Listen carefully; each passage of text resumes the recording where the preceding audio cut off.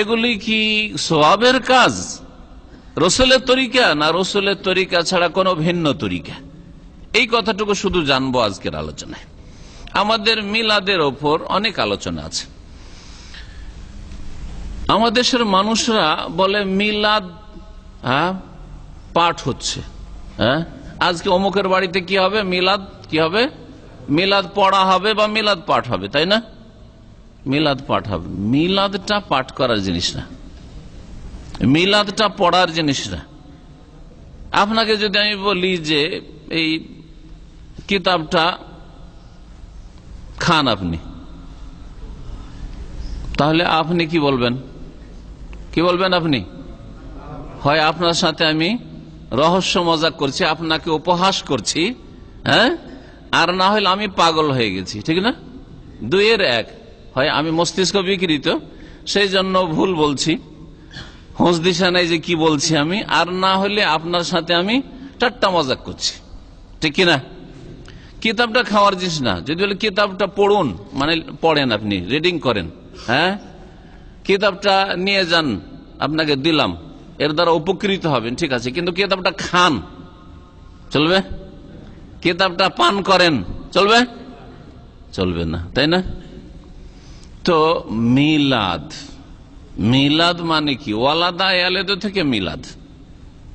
ওয়ালাদা মানে লাম ইয়ালিদ ওয়ালাম ইউলাদ, সূরা ইখলাসে রয়েছে। ওই ওয়ালাদা থেকে লাম ইয়ালিদ, ওয়ালাদা ইয়ালিদ, আর লাম এসে সেজন্য ইয়ালিদ তো ইয়ালিদ হয়ে গেছে, লাম ইয়ালিদ হয়ে গেছে, দালে জজম হয়ে গেছে। ওয়ালাদা মানে জন্ম নেওয়া, তো লাম ইয়ালিদ, আল্লাহ পাক রব্বুল আলামিন কে কেউ জন্ম দেয়নি। ওয়ালাম ইউলাদ, লাম ইয়ালিদ, তিনি কাউকে জন্ম দেননি। ওয়ালাম ইউলাদ, আর তাকেও কেউ জন্ম দেননি। লাম ইয়ালিদ, জন্ম, ওয়ালাদা জন্ম দেওয়া। এই জন্য বাপকে কি বলা হয় আরবিতে? ওয়ালিদ বলা হয়। বাপকে কি বলা হয়? ওয়ালিদ। আবুন মানে বাপ হয়, আর ওয়ালিদুন মানে কি হয়? বাপ হয়। আর মাকে কি বলা হয়? একটা হচ্ছে উম্মুন, মা, আর আরেকটা হচ্ছে ওয়ালিদাতুন। ওয়ালিদ বাপ, আর ওয়ালিদাতুন মানে হচ্ছে মা। কারণ তার পেট থেকে জন্মেছে, সে আপনাকে জন্ম দিয়েছে, আপনার বাপ মা আপনাকে জন্ম দিয়েছে, সেই জন্য ওয়ালিদ ওয়ালিদা। আর দুইজনকে মিলিয়ে বলা হয়, যেমন ইংরেজিতে প্যারেন্টস আছে, বাংলাতে মাতা পিতা দুটো ছাড়া হয় না, একটা শব্দ দিয়ে হয় না, তাই না? মাতা পিতা দুটো লাগাইতে হয়, তাইলে হয়, কিন্তু ইংরেজিতে প্যারেন্টস আছে। ওই রকম আরবিতে আছে ওয়ালিদাইন, দুই জন্মদাতা। ওয়ালিদাইন মানে দ্বিবচন, দুই জন্মদাতা। তো ওয়ালাদা ইয়ালিদ থেকে মিলাদ বা মৌলিদ, এর মানে হচ্ছে জন্মের স্থান মৌলিদ, আর না হয় জন্মের সময়কাল, ইসিম জারফের সেগা। আর জারফ মানে হচ্ছে হয় জারফে জামান, মানে কালকে সময়কে বোঝানো হয়েছে, আর না হলে জারফে মাকান। আরবি গ্রামার যারা মাদ্রাসায় পড়েছেন, মানে স্থানকে বোঝানো হয়েছে। তো মৌলিদ মানে আপনার জন্মস্থান, আর না হলে মৌলিদ মানে আপনার কি জন্মের সময়, জন্মের তারিখ। এই জন্য ডেট অফ বার্থকে আপনাদের একামতে লেখা আছে তারিখুল মিলাদ, দেখবেন আরবিতে পড়ে দেখবেন কি লেখা আছে, তারিখুল মিলাদ। ওই যে মিলাদ, মিলাদ মাহফিলের তারিখ নয় আপনাদের দেশে।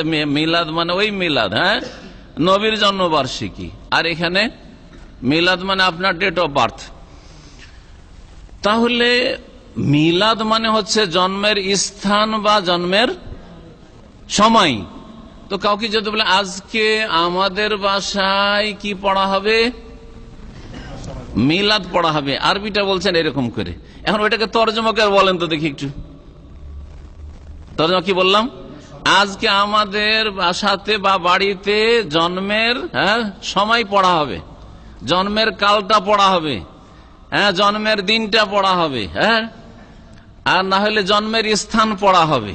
তো এইরকম কথা যদি বাংলায় বলেন কাউকে যে আমাদের বাড়িতে আজকে, ও মিলাদ শব্দটাকে তর্জমা করে দেন বাংলায়, মানে আজকে আমাদের বাড়িতে জন্মের দিন পড়া হবে বা জন্মের স্থান পড়া হবে, তো কি বলবে? হয় আমার সাথে ঠাট্টা মজাক করছে, আর না হলে পাগল হয়ে গেছে, বেচারাকে পাবনা পাগলখানা নিয়ে যেতে হবে, ঠিক কিনা? তো আমাদের দেশের যারা মিলাদ পড়ে তাদেরকে পাগলখানা নেওয়ার প্রয়োজন আছে না নেই? চিন্তা করেন তো দেখি, ভালো করে বুঝেন একটু। এখন আসেন কোরআনে ওয়া হাদিসের দিক। আল্লাহ রাব্বুল আলামিন সূরা মায়েদার আয়াত নম্বর 3 এ ইরশাদ করছেন, দ্বীনকে আল্লাহ রাব্বুল অসম্পূর্ণ রাখেননি। দ্বীন ইসলাম, যার মধ্যে ইসলামের 5টি রুকন রয়েছে, ইমানের 6টি রুকন রয়েছে, তারপরে দ্বীনের স্তর রয়েছে, ইসলাম, ইমান, এহসান ইত্যাদি রয়েছে, আরো তারপরে ইমানের 70-এর বেশি শাখা রয়েছে, অনেক নেক আমল রয়েছে, আর অনেক গুনাহ থেকে বাঁচা রয়েছে, অন্তরের নেক আমল রয়েছে, জবানের নেক আমল রয়েছে, অঙ্গ প্রত্যঙ্গের নেক আমল রয়েছে, নেকগুলি আমলগুলি ভালো কাজগুলি করার, আর মন্দ কথা কাজ থেকে বেঁচে থাকার নাম ইসলাম। এই হচ্ছে একটা জীবন ব্যবস্থা। দ্বীনে ইসলামে যেমন খালেস ইবাদত বন্দেগী রয়েছে, তেমন আকীদার বিষয় রয়েছে যা বিশ্বাস করতে হবে, আখলাকিয়াত রয়েছে, চরিত্র গঠন রয়েছে, মুআমালাত আদান প্রদান রয়েছে, হালাল হারাম রয়েছে, জায়েজ নাজায়েজ রয়েছে, ব্যবসা বাণিজ্য রয়েছে, অর্থনীতি রয়েছে, পারিবারিক বিধিবিধান রয়েছে, সামাজিক বিধিবিধান রয়েছে, রাষ্ট্রনীতির বিধিবিধান, হুকুম আহকাম রয়েছে, অর্থনীতি, অর্থ উপার্জন করবেন কোন কোন পন্থায়, আর খরচ করবেন তো কোন কোন জায়গায় খরচ করবেন, সব ইসলামে আছে না নেই? জি, সবকিছু ইসলামে আছে। তো এই সব কিছু যখন ইসলামে আছে, এমন কি ছোট থেকে বড় পর্যন্ত, ছোট থেকে ছোট একটি জিনিসের উদাহরণ দিই, যা ইহুদিরা মজাক করে সালমান ফারসি রাদিয়াল্লাহু তাআলা আনহুকে বলেছিল, লাকাদ আল্লামাকুম নবিয়ুকুম কুল্লা শাইইন হাত্তাল খিরা। তোমাদের নবী এত বড় মানুষ, একে আলতু ফালতু কথা বলে, আর যেমন তেমন কথা বলে, অনেক বড় বড় কথা বলবে, আকাশ ছোঁয়া কথা বলবে, তাই না? চাঁদের খবর বলবে, সূর্যের তারকার খবর বলবে, কিন্তু তোমাদের নবী তো সব কিছুই শিখাই গো। হাত্তাল খিরাতা, এমন কি পেশাব পায়খানা যাওয়া, ঢোকা, বসা, আর পরিষ্কার করা, আর পানি না থাকলে ঢেলা কুলুক ব্যবহার করা ইত্যাদি, এইগুলি শিখাই তোমাদের নবী।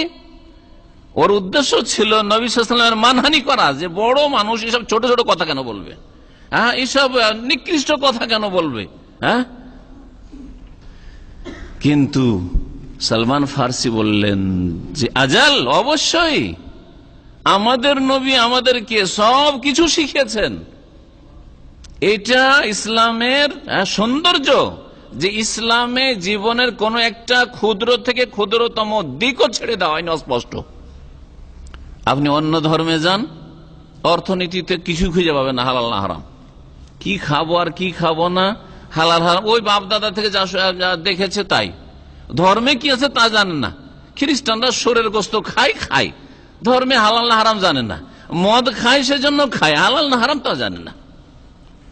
কাকে বিয়ে করা যাবে আর কাকে বিয়ে করা যাবে না বিস্তারিত কিছুই পাবেন না তাদের কাছে। কিন্তু দ্বীন ইসলামে কোন মেয়েটাকে বিয়ে করা চলবে, কোনটা মেয়েকে বিয়ে করা যাবে না, কোনটাকে আপনার স্ত্রীর সাথে একত্রিত করা যাবে, জমা করা যাবে, কোনটাকে একসাথে রাখা যাবে না, সব কিছু রয়েছে। হ্যাঁ, অবশ্যই আমাদের নবী সাল্লাল্লাহু আলাইহি ওয়াসাল্লাম আমাদেরকে সবকিছু শিখিয়েছেন। এটা কিসের প্রমাণ করে? প্রমাণ করে যে দ্বীন হচ্ছে কমপ্লিট। দ্বীন কমপ্লিট। আল্লাহ পাক বলছেন, আল-ইয়াওমা আকমালতু লাকুম দীনাকুম। নবী মুহাম্মদ রাসূলুল্লাহ সাল্লাল্লাহু আলাইহি ওয়াসাল্লাম আরাফার ময়দানে বিদায় হজ 10ম হিজরিতে, আরাফার ময়দানে কোন দিনে? দিনটা কি ছিল?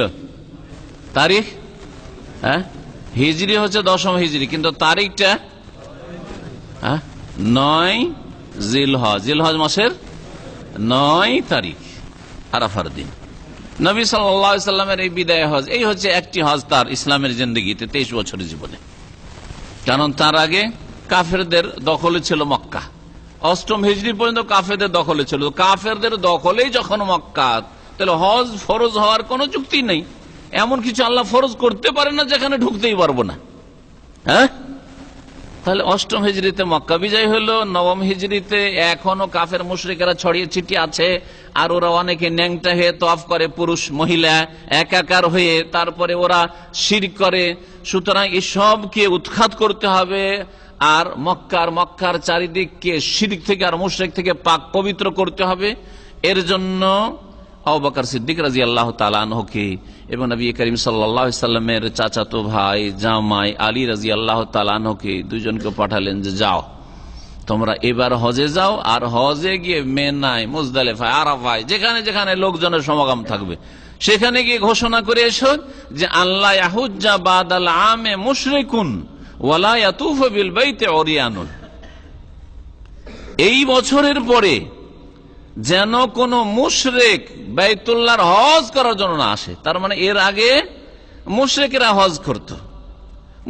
হজ করত, হজ করছে কাবা ঘরের, আল্লাহর ঘর ইব্রাহিম আলাইহিস সালামের তৈরি করা ঘরের তওয়াফও করে, আর পাশে চারিদিকে 360টা মূর্তি আছে ওগুলোর পূজাও করে। এর নাম ধর্ম। তো ওদের ধর্ম যখন কবুল হলো না, তাদেরকে হেদায়েতের জন্য আল্লাহ পাক রব্বুল আলামিন শেষ রাসূল মুহাম্মদুর রাসূলুল্লাহ সাল্লাল্লাহু আলাইহি ওয়াসাল্লামকে পাঠালেন। তাহলে আজকে যারা আমাদের সমাজের মুসলিম 5 ওয়াক্ত নামাজও পড়ে, হজও করে, অনেক নেকির কাজও করে, জিকির আজকারও করে, অনেক দান খায়রাতও করে, মসজিদ মাদ্রাসা করে, এতিমখানা করে, আর কবর মাজার পূজাও করে, কোন পার্থক্য আছে এই দুই জাতিতে? মক্কার মুশরিকরা হজ উমরা করত আর কাবার খেদমত করত, কাবার মুতাওয়াল্লি তারা ছিল, আর তার সাথে তারা মূর্তি পূজা করত। নাকি শুধু মূর্তি পূজা করলে মুশরিক হয়, আর মূর্তি পূজা না করে মূর্তিটাকে শুইয়ে দিয়ে দাফন করে